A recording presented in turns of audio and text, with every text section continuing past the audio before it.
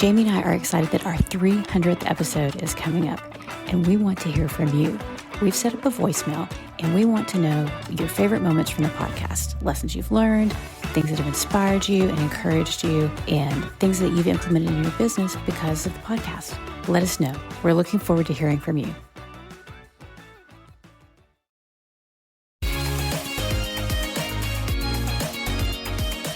Welcome to the Wish I'd Known Then podcast. I'm Sarah Rosette. And I'm Jamie Albright. And this week on the show, it's part 2, y'all. Part 2 of our chat with Doug and Nicholas. And this one is very much nuts and bolts of newsletters, audiobooks, translations, subject lines. We're just very much into the weeds and discussing what's working and what's not working. So it was really good. Yeah, it was. It was good. I listened to the one, I don't listen back because I can't stand to hear my voice, but I listened to the one last week and it was good. Like we talked about a lot of really good stuff. So if you haven't listened to part 1, you don't necessarily have to listen to part 1 to listen to part 2, but it is good. And I think you get a lot of good information out of it. Yeah. So let's see. We have, before we get into like our personal updates, we have one thing we wanted to mention is that our 300th episode is coming up. Oh my gosh, I cannot believe it. Yeah, I can't either. That's crazy, right? Right. Well, first of all, I can't believe we've stuck with it, but I can't believe these people that are listening to us have stuck with us. Thank you. Yes, we do appreciate it. Yeah. And so we want to hear from you for our 300th episode. We have a voicemail set up and we would love to hear like your thoughts on the podcast, what you've learned, the funny moments you've enjoyed. Episodes that have meant a lot to you. Yeah. Yes. Yeah. What's been encouraging and inspiring to you. So that link will be in the show notes, and please send us a little message and let us know, what your thoughts on the show. We'd love to hear it. Yeah. If you have any criticisms, you can leave those too, but I doubt we're putting them in our 300th episode. But we may bring them back for something else, but I'm telling y'all, we're not. So even if someone wants to. It's going to be very positive on the 300th This is all episode. about us. Yeah. But on that note, also no new supporters this week, but thank you to all our continuing supporters. We really, really appreciate you guys. Yeah, we do. We do. And it really does show us that you care about the show and that you want it to continue. And I'm pretty much quoting Joanna Penn, but she says it best. So she does. Yeah. And it motivate us to keep going, to know that you guys are interested in it. We're about to start our 6th year. Right? Yeah. Yeah, because we started in 2020. Yeah. Yeah, it would be really funny to go back and listen to that first episode. I don't know if we should or not, but I don't either. I haven't listened. Maybe not. Oh gosh, I was way overdoing it, I'm sure, and you were scared. I was probably too quiet. I couldn't hear me at all. But anyway, so that's coming up. I'm looking forward to kind of doing the retrospective. I love the end of the year, this recap episode. So these are fun. Yeah. The other news I have is that this week I have an episode out on the Christian Publishing Show with Thomas Umstattd Jr. He was on our show recently. And this one, we're talking about mystery and how you can include mystery elements in all of your books, no matter what genre you write, and how that can keep readers reading. It can be compelling and to create curiosity and how to do that. So that was a lot of fun. And that's out today. I'll have a link in the show notes to that. Yeah. I was just thinking about that yesterday because I'm listening to a women's fiction book, but there is a mystery element, and it's not like a crime or anything, but there is this secret, this family secret that no one, the characters so far don't know why the mom won't, has these strong feelings about these people. And that's a mystery. It doesn't have to be a crime. It just has to be something that one person knows and the rest of the people don't. Right. That creates curiosity. Yeah. Yes. We talked a lot about innocent secrets. So I will leave it at that. You have to go to the podcast to find out all about that. Very good. Yeah. Anything else going on with you? The letters are going out this week. They should be in the mail soon. And I'm so happy to be at this stage. Yeah. And that is about it. I've been doing other things like making hot chocolate and, enjoying. It's actually cold here for a few days. So we have to wear all the sweaters. It's going to be warm again.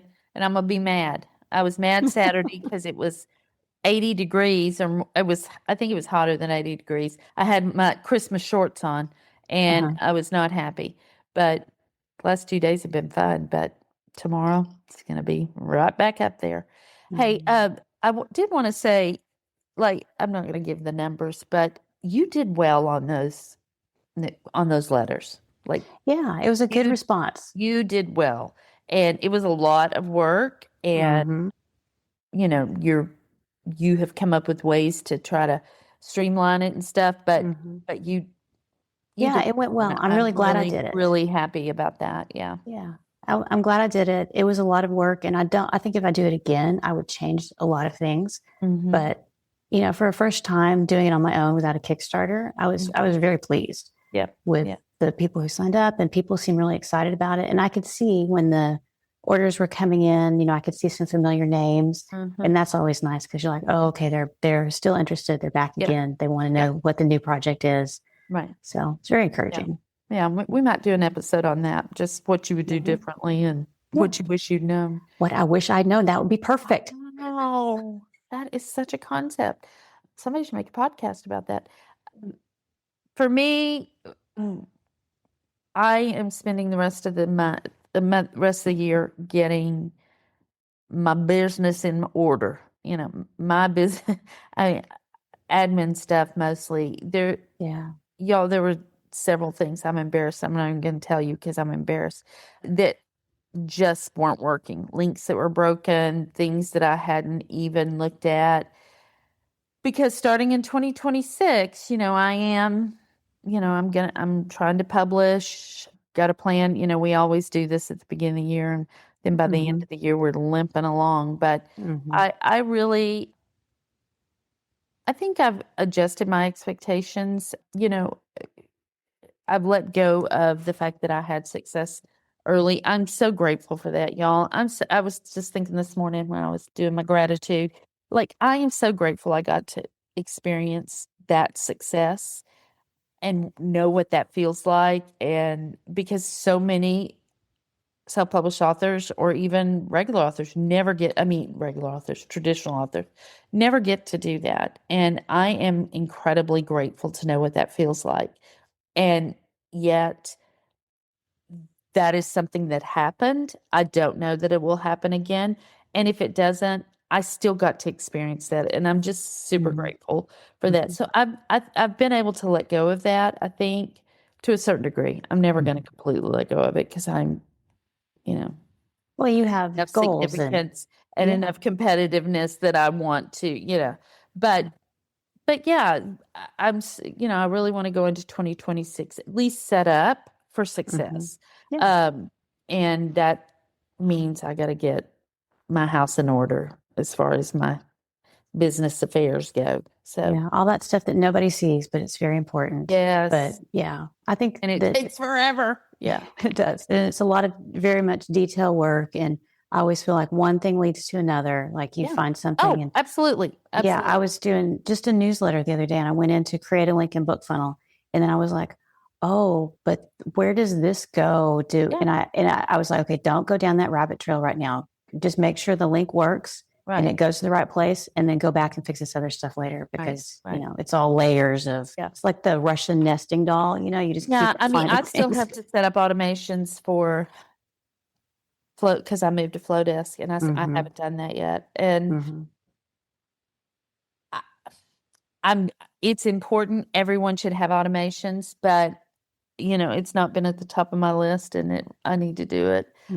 But I got a couple of weeks, and I'm still trying to work on this book too a little bit.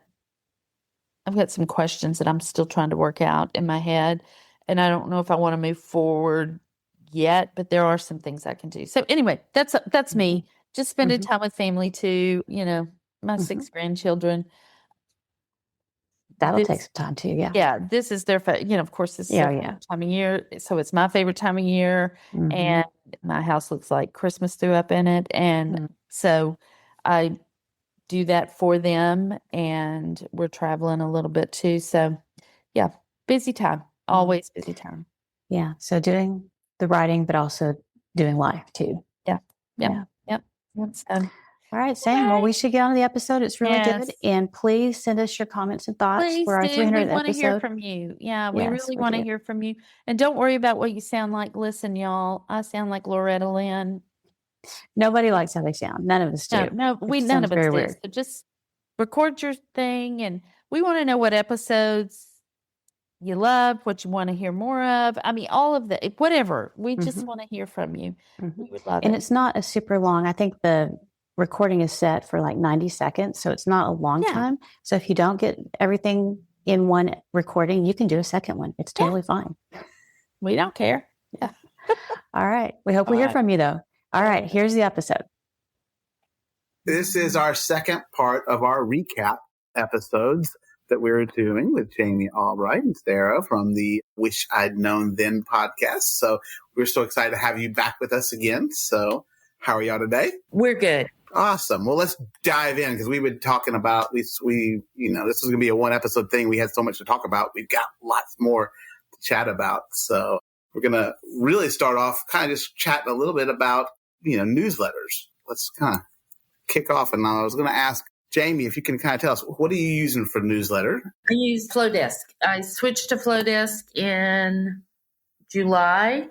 I had switched to MailerLite last year, but because I was with MailChimp, and MailChimp was ridiculously expensive, and I actually had put my newsletter on hold while I was dealing with my sister's death and everything. And then when I started back, it was so expensive that I decided to switch to MailerLite. And I like MailerLite, but it's more expensive than Flowdesk. And, we're balling on a budget right now because I'm not releasing. And so I switched to Flowdesk. I've really liked it. I found it really easy to use. What kind of strategy are you using for newsletters? Are you sending weekly, every so often, once a day? No, just once a month right now. But some months I'll send twice a month. I mean, it kind of depends. But yeah, I don't really have a strategy right now. And don't ask me about download statistics either.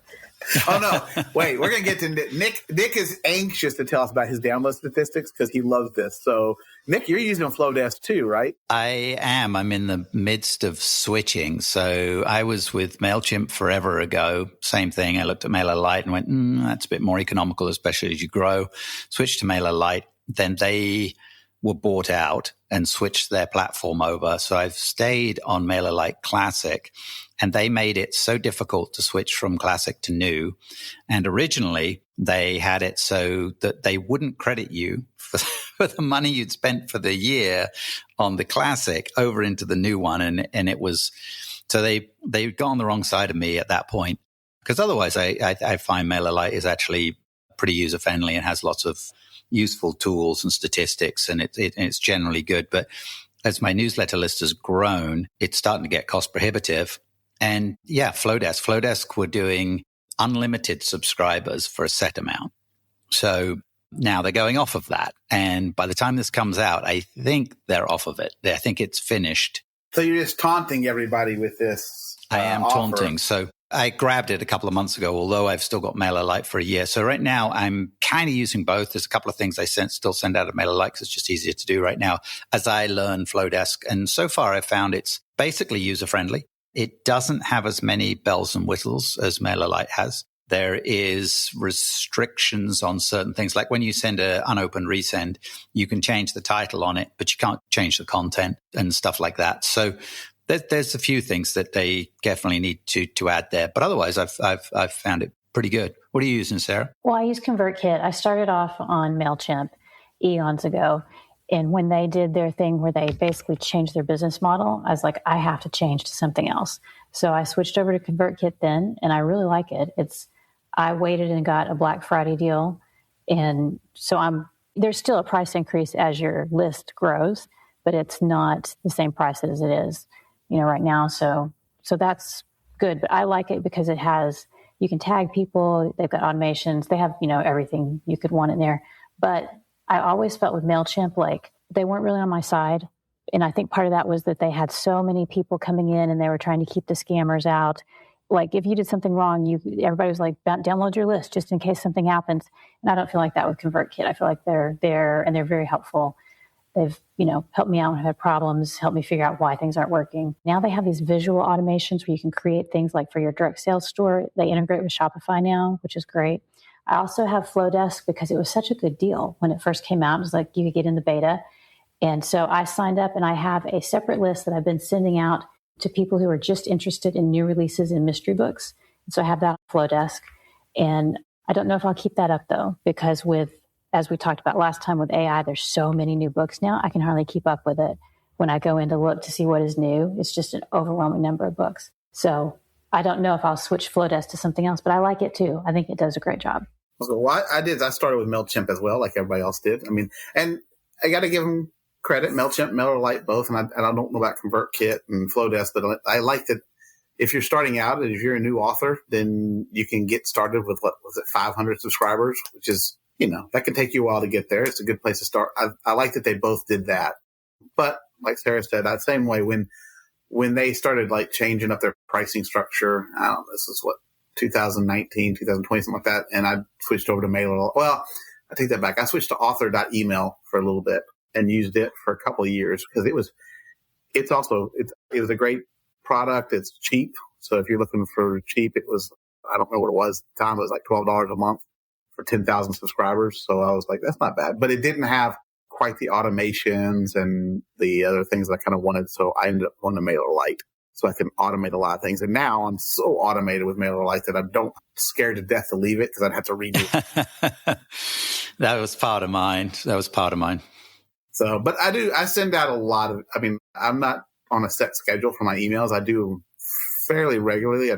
Last week I've done a ton of them because I'm trying to hit everybody up with these Black Friday sales and stuff like that. So, but I do like the unopened resends, and I'm constantly sending those out. So, it's kind of my strategy right there. So, do you guys pay attention to the length of the email you send out to whether it gets clipped or not? Is that something you look at? I'm laughing because my emails would be considered way too long. The conventional wisdom is like you have one thing, you push one thing, and you have one call to action, and then you're done. And mine is more like a newsy, hey, this is what's going on in this thing. So yeah, I don't pay attention to that. I've tried to cut back a little bit. Yeah, if I'm running a contest or something, I'm like, I put that in the headline, but then it's like the last thing in the email. Gotcha. Yeah. It'd be interesting to see if open rates do change, if it's clipped. A lot of people look at it in the preview so they don't see what's below the clipped. But honestly, I tend to feel like, well, they're the people that weren't going to do anything about what was down there anyway. Because if they can't be bothered to go down, because you put something in the intro or in the subject line, whatever is that, and I think it's a great strategy to put a teaser, right? Hey, do this competition and win something. Make sure you scroll to the bottom. Well, if can't be bothered to do that, then they weren't going to do anything with it anyway. So it's probably okay. One thing I did learn on the newsletter front. So MailerLite has a lot of bells and whistles and tools, and they have landing pages that are really handy to use. They have two ways of doing it. One's a kind of a web thing. One's a landing page. And one of them is an fairly unlimited amount of them or a high number of them.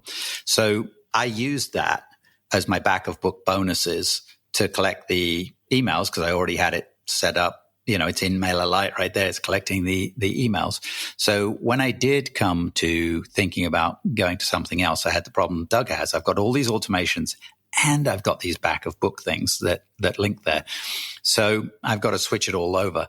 So I'm with Wix on my website. So what I've ended up doing is building landing pages on Wix, which is, it's space I own, and doing it that way. And I think, Doug, you do them straight to BookFunnel, right, to deliver a bonus. So I've been doing a lot of bonus chapters where I put it on a hidden page on the website rather than downloading it into a Kindle. So you just go read it on whatever device you're on the online. Or if I have a song, then it gets to play it in there. It's not something you can download from BookFunnel. So that was a lesson learned, is make sure you keep it independent of whatever your newsletter platform is. Or the other thing I learned was don't use, like if you're with Flowdesk or whatever, and they give you a link to go sign up here for the newsletter, take that and make that a pretty link or a bit.ly link so that you can change that in the future and you don't have to rebuild everything, because that was the thing that held me back for years from moving. Was I was like, oh God, I used all the MailerLite links. And you're wide. Yes. It's a lot harder when you're wide. It's a nightmare. It's a nightmare. Yeah. So many links, right? Thanks for convincing me to stay in Mailer Lite. So again, you can do it. I did it. Lazy, you can do it. No, I'm happy with Mailer Lite. Yes, they can be cheaper, but I figure that that's kind of the story of everything nowadays. It gets to a point right now. I'm okay with Mailer Lite. I'll stick with the classic. They won't. They come by and jack the prices up too high. I'll be having to think about it. So okay, so let's talk about one last thing on the newsletter front. So, has anyone got any insights into getting better open rates? I follow this stuff. I look at it. I think, wow, I've got this enticing title up here. This one's going to get, nope, didn't get. And then you send another one out, which is just a blah, blah, newsletter without too much news in it. And it gets great open rate, way better. So I've lost the plot on it. Anyone got any insights? Well, I've done this thing where I've done short-term contests where I'll have you open the email and you have to either click a link or reply to the email to be entered, and it would only run for a day or two. So if they opened up their email, 2 or 3 days later, the contest would already be over. So I've done some short-term stuff like that. And I think Jamie was going to talk about subject lines. The best open rate I ever got was when we had raccoons in our attic, and I had the subject line just "raccoons, y'all." I put a little emoji of the raccoon, and people clicked that like crazy. And it's like stories from my life. I think that people are interested in sometimes more than book news or whatever. Well, there's something we also said, like you said, the limited time thing. Like you've got until now to order it. That gives you kind of a bonus to incentivize them to go ahead and jump on. So yeah, I think that's probably a good idea. I think it depends on too when you send it. If I send on a Monday, it's not, my open rates aren't great. Fridays, Saturdays, they're really good. I do notice that. And then subject lines, I sometimes do kind of crazy subject lines. So you are the queen of fantastic subject lines. You have me laughing out loud sometimes when your emails drop in. I mean, I follow you because I love you, but I follow you because of the subject lines in your emails. All right, let's talk a little bit about translations. In the first episode, we touched on the fact that there's translations have been a game changer for quite a few authors that we know, and they're doing really well in those markets. So, Doug, you're doing some now. You're using Scribe Shadow, who we've had them on the show and talked about the Scribe Shadow tool. So talk about that a little bit. How's the process been? Doing the translations is pretty easy. And I did just kind of do a price structure change, but I stayed with the old structure for me. But you could set it up right now. It is running through AI, but it is so easy. I basically just set it up for the whole book and just let it run. And now you can queue it so it'll last. It takes a little longer to think about it and hopefully has less mistakes. But for the most part, I don't speak German or French, or Italian, so I have trouble figuring that part out. But the reviews on it have been pretty good. I've had a few people who are native speakers kind of give it a read through. And after going to Nink and talking to several people who said that they're just doing it and dropping it in without having paid proofreader, I've kind of stuck with that, because initially when I first started doing translations, I was paying a translator and I was still getting people complaining about it sound like AI. So I figured if an actual human gets blamed for AI, then I might as well, save. And the difference in cost was, $1,000 to $25. So because now Scribe Shadow will tell you how much those credits are worth. And so the last book I did was like $29 is what they said it was, the value was. And I was like, well, for $29 versus $1,000, it's a pretty good cut. So it's a no brainer. I've yet to use the new Kindle KDP Spanish one. I'm probably gonna look at that after the new year and try to do some of those and test them out. But I definitely think if you haven't been doing it, it's such an easy thing to do. It's going to add more to your IP, build up a little bit more. How about you guys? Is anybody else? Sarah, are you doing translations yet? I haven't done translations, but I've done it with translators and proofreaders. Just, outsourced that and had people do it for me in German, French, and Italian. And I haven't looked into Scribe Shadow, but I think I need to check it out because that is the buzz right now. Like Jamie says, the Clubhouse room, right, is talking about it.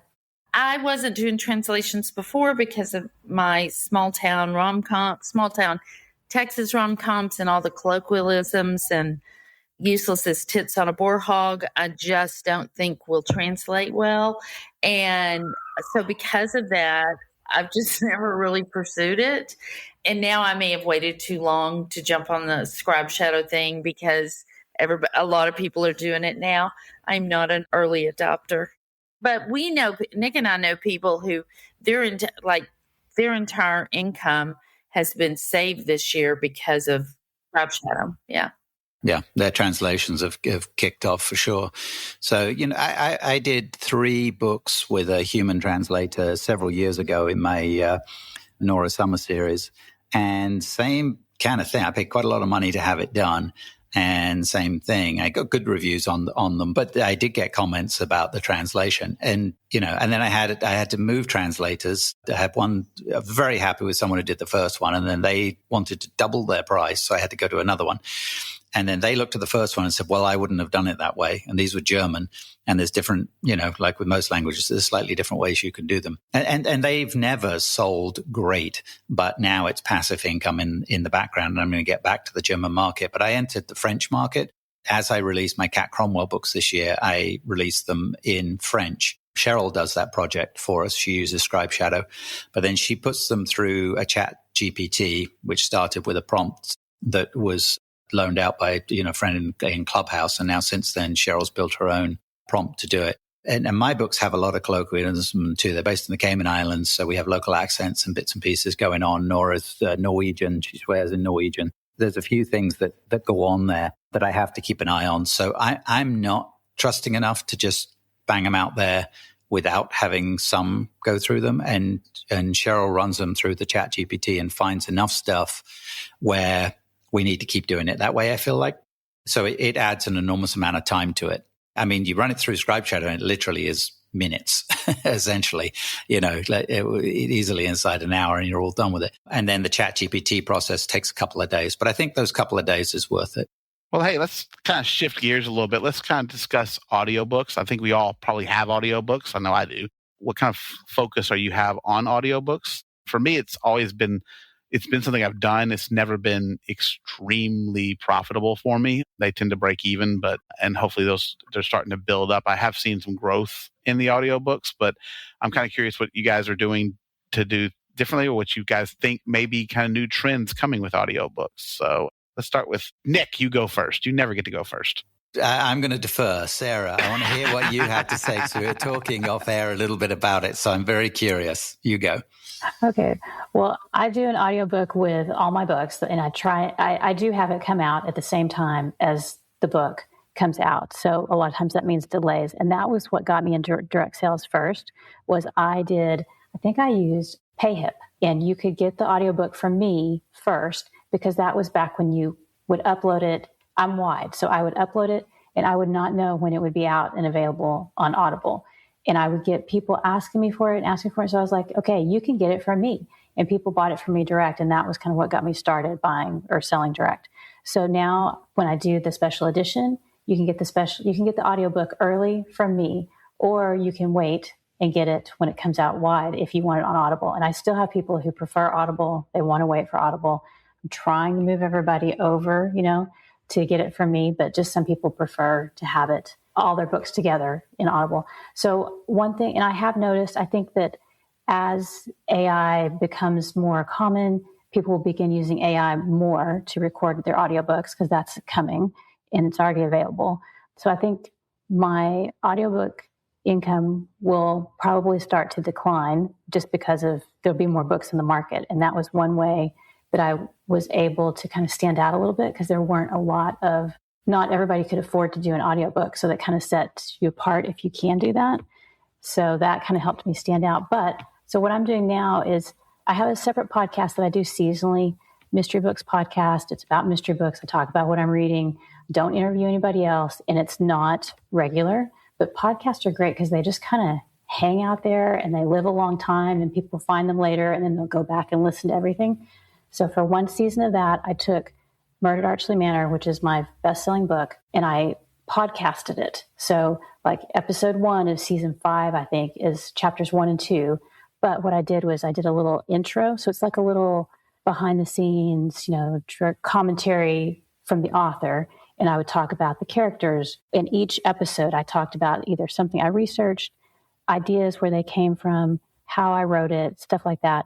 And so then I put it all out, and you can listen to the whole audiobook with my commentary for free because it's a podcast. And now I have a playlist on Spotify because I've distributed there as well. So now I have a podcast playlist that you can share with somebody and say, oh, you want to listen to my book? Here you go. And there's a little bit about me in there, which I think is really good in this age of AI. You know, we want to be human so they can hear me talk about it. So I'm trying to do some things like that with audiobooks that are just a little different that maybe you're not going to get if you just go to Audible. Well, I've heard people doing also putting their audiobooks up on YouTube as well, like the Spotify. And I think that's got some potential too. So it's a lot, again, about visibility. I think we talked about that a little bit. So I think the hard thing with audiobooks sometimes when you're selling them yourself or distributing them, like with BookFunnel, people are very reticent to go to another site for audiobooks. They know Audible, they're comfortable with Audible. And so even Chirp, I've had people send me emails questioning whether they should, you know, they don't know that site kind of thing. Again, my readers are older, so they just don't want to do that as much. I had a book that I did. It's a novella that I was selling on PayHip, and I sold some, but I had a lot of people clicking and then not buying. And it was because I asked. I was like, because I could see I had a ton of clicks, but not as many. And it was because they just didn't feel comfortable buying it from PayHip, getting it from BookFunnel. Yeah, it's the same thing on ebooks.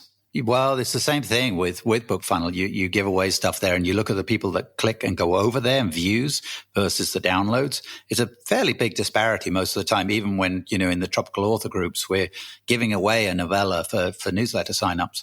And the amount of people that go there and look at it, but then don't download is way more don't download. It's a free book and they won't, just because it's the unknown and they're not sure. And like you say, for most genres, the audience trends older, right? The majority of them, because they're the folks with the time to do more reading. They're the whale readers and they are getting it drummed into them. Don't click on links. Don't click on this. Don't click on that. Be aware of this. Don't open that email. So they're rightfully, you know, nervous about it. So maybe we should go to AARP and them say it's okay. Educate them, yeah. Maybe. Educate them. AARP is the sponsor for the podcast. We should change our name to the Two Old Guys podcast at that point. Like the two old farts. And that'd be... People are being educated more and more. And the more people are selling, like Sarah, selling direct, the more of the audience out there is becoming used to seeing things like BookFunnel and alternative places to download audio. And especially as they're watching their pennies, you know, it's been tough sledding for ACX audio, you know, on audio because people are cutting back in it and it's expensive. It's not cheap. You know, from the author end of things, they've put out that new model this year of how to pay us. And I love the people that we interact with at the conferences and stuff from ACX. Great people, super to deal with. But their paying structure is clear as mud. I mean, their new one is even worse than the old one. And I switched over with a lot of my books into the new pay structure. And anything you put out now, as soon as you commit to it in any way, everything you go out new goes into it. So, and honestly, the audiobook was last year 10% of my income. This year it's down to, keeps hopping between 9 and 8%. So it's not going up. And I'm still using human narrators. All my series, except my co-write with Doug, is through ACX and Audible. And it's tough, but it's just like the KU problem. You know, do you jump out? I jumped out with the first 2 books in my AJ Bailey series a couple of years ago and got chirps on them. They did great.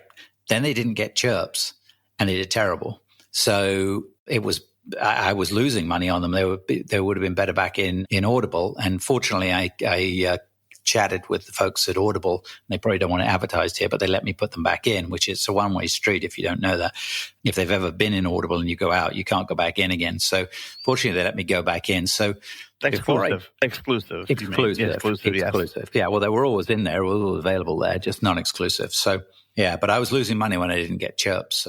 So since my audiobooks are wide, I feel like that's another place that there's not as many books that are wide in audio. And so if you are wide, what I've found success with is Kobo Unlimited. you can put audiobooks in there, and also with library sales I go to the library through Draft to Digital. So, and I've had readers email me, and I see the checkout model. You see when people are reading it, and they'll read through the whole series or listen through the whole series. And so that's brought in income for me for audiobooks. Yeah. We're with Dreamscape on our co-writes on the 3 books we have together. And we've been happy with it. I don't think, is it making us more than we would have been Audible exclusive? I don't know. It's really tough to say because you're not doing it, right? So you don't know when it's hard to compare. But reasonably happy with what they're doing. They're great to deal with, certainly. So from that point of view, they've been really good. I think it's one of the things we just got to keep looking at. I mean, audiobooks are one of those things that is still growing. I mean, we listen to tons of audiobooks at our house, so we've always got one running. I think there's a lot of people who are, if you look at audiobook growth from where it was even like 20 years ago, people weren't listening that much when you could buy them on CD. That was a very small percentage of people. So I think we're still seeing some more growth, and the accessibility is going to come along. Yeah. And like my kids are in their 20s, and they listen mostly to audiobooks if they're going to read a book. They want an audiobook, but they're not into Audible. They use Everrand and the library and Libby. My 20-year-old kids, they listen to everything on YouTube too. So yeah, and Spotify as well, on audiobooks on Spotify. So things will change as we kind of go further down the road. I think that Audible is going to have a really hard time maintaining their chokehold, whatever you'd call it. Yeah. So again, it's, we talk about this at every step of the way is knowing your audience and who's your audience, right? So if your audience is the younger audience, it's a whole different ballgame right now. So young folks are watching YouTube all the time. They're listening to AI voices on a lot of things and becoming used to it, right? It's the same as, Doug and I were talking earlier off air about MP3s. MP3 is complete garbage music, right? So what we listen to on our phones, it's dumbed down so much from the original music, but we all listen to it that way. It's become acceptable and normal. That's how we listen. Well, that's what's going on in a lot of other ways, and that's AI voices are kind of getting that way. And I'm a big believer in using a human voice on my narration, but there's going to come a time when I have to reconsider that approach. And there might be a series of books where I consider it, or a spin-off or a novella, or what have you. 11 Labs is coming a long way with voices. I have considered doing some, because we can do a different version that's AI that you can sell separately. And I've thought about doing one separately to sell off of 11 Labs, just to sell very cheap on my direct store and not put it out anywhere else. But that way, the people who, don't want to spend, a whole credit, which is what, $15 a month, or if it's not that, it's like $20 to buy the book. And I get that. I wouldn't buy my books for $20. So I've already read them. That's why. But you've probably read them a lot. I've already read them a lot.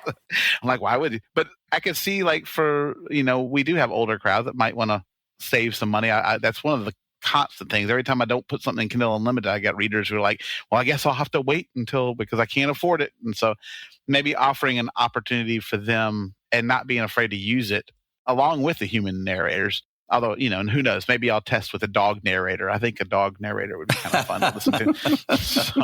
Well, I was going to say you could have tiers. You could have like we have a paperback and a hardback and a special edition. Maybe there will be a special edition audiobook that's human narrated, but for like your super special. Oh, true. Oh, I'd love to do like the sound booth stuff that they do is awesome. Yeah. Kind of fun. And then you would have, the AI or the dog. I have the dog from the pound and then my thoroughbred, and you can't tell the difference. So.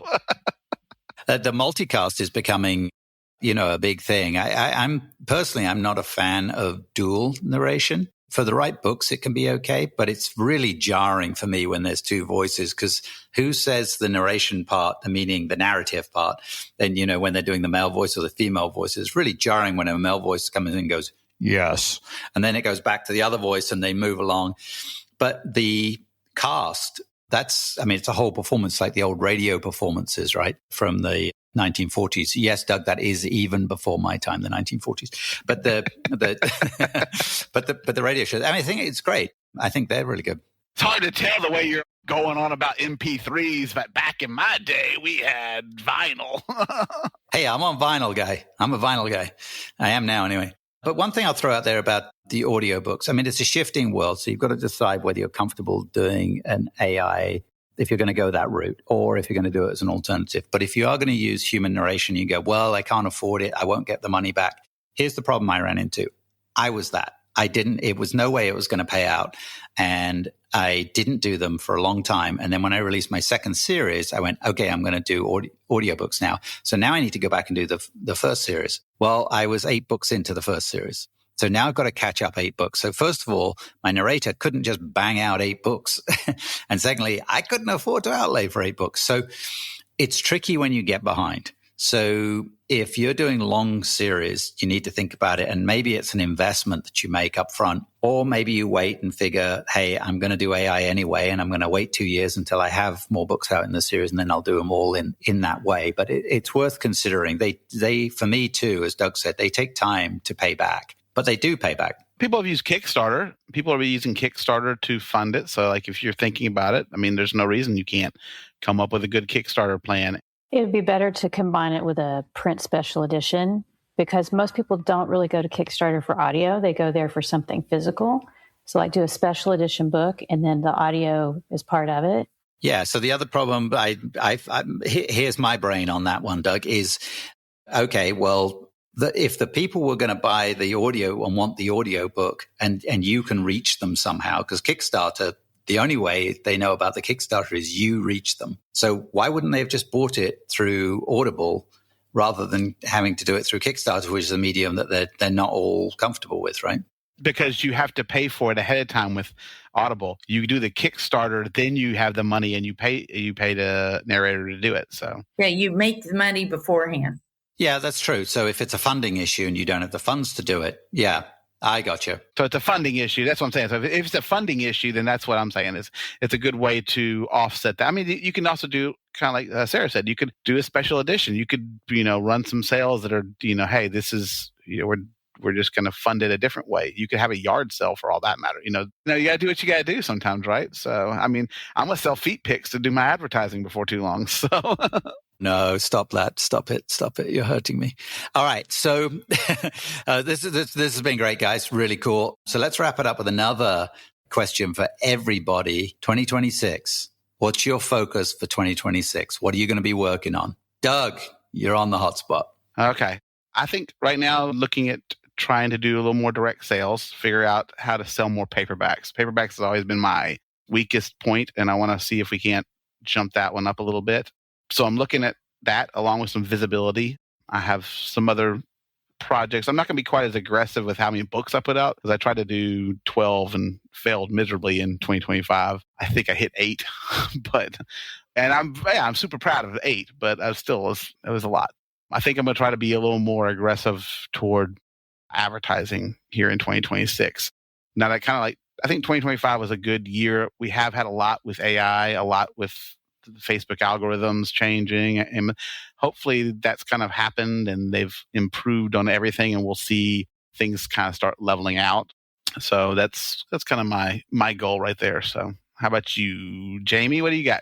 Well, 2026, I'm going to put out a book, but also my business. I mean, like our listeners know, but I don't know about your listeners, but my business has fallen by the wayside after my sister's death. And there are just things that I have let go that I have got to get back in. Like my automations are messed up, I think. And like, I don't even know. I mean, things like that. So I had decided today, January and February, I'm going to really kind of try to get things back on track as far as just little things like that. Oh, that's not a little thing. That's a big thing. But things I haven't paid attention to that I need to pay attention to if I'm going to run a business. If I'm just going to write a book every once in a while, that's different. But that's not the plan. Anyway, but yeah, I'll have a book out by May. Awesome. Great. Sarah, what you got? What's the plan? I think next year for me, 2026 is going to be about books and writing, because this 2025 was about trying special editions and the physical letters, subscription, and doing some ads, which I hadn't ever done really seriously in like years. So I want to get back to books and maybe release 2, which would, don't laugh, Doug. Oh, no.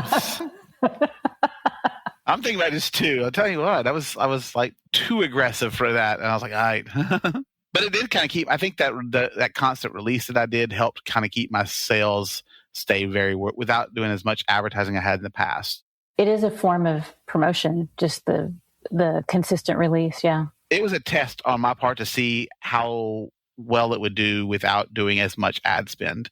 And it did hold my own. So if I had been spending ads and they've been working like they should, and I did it, I think that would have been huge, but live and learn. I think that's one of the big things for you, Doug, as we've talked, is, your overall sales, your gross may be stabilized or down just a wee bit from last year, but your net is probably the same or up, right? Because you did pull back on a lot of the advertising. Yeah, it did. I mean, my net stayed about the same, even though my gross came down significantly. So how about you, Nick? What's your plans?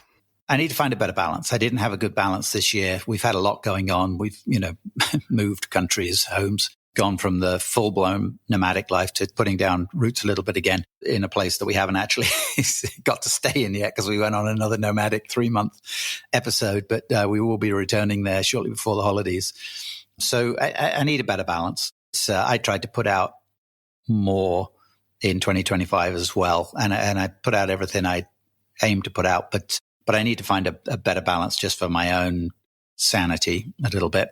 Working with some people on Amazon ads, which is showing some promise right out of the gate. So I'm hoping that's going to be a long-term growth. I think Facebook ads. So for me, they've been screwed up this year, and the way they've shifted how you go about running the ads and using it, relying so much on their AI, it's really screwed things up. That's going to get better. As it learns, it will get better. It'll all get better, right? So I need to keep an eye on that and experiment some more on the Facebook ad side. But that's kind of my goals. I need to get more books. I'll have another book coming out in I've got backed myself into a corner by the fact I have 4 series now. So writing books in 4 series gets tricky, right? 1 a year. Well, no, the market requires you to do more. So when you're writing the series like Doug and I do, you need to keep them out. And it's really hard to get books to stay sticky anymore. We used to talk about sticky and the tail after a release. And if you'd release every 3 months, you were still on the tail from that previous release. Well, that tail drops down much quicker now with the market being so flooded and with the ranking stuff that's going on and all that kind of stuff. So 2 of the series, I'm putting out 2 a year. And then my original series, I'm putting out 1 a year. And then Doug and I are trying to still do 1 a year as well. So that's still 6 books. So I've got to find a balance between getting those 6 books out without having to be writing when we're supposed to be taking a weekend off and, working actually 7 days a week, which I do most weeks. So yeah, finding a balance. Cool. This has been brilliant, guys. Thanks for joining us again. And hopefully our listeners on both sides got a little something out of these 2 shows. And happy holidays to everyone. Have a great time. Now, did you come up between the first recording and the second? Have you come up with a sign-off line? What are you going to say? Don't let the door hit you on the way out. Perfect, Jamie. That is your brand. It is on point. Doug, what's yours? Well, mine's, as always, fair winds and following seas. Mine's be cool to each other. Sarah, send us home. Bye, everybody. Perfect. And don't forget to send us your thoughts and comments for our 300th episode.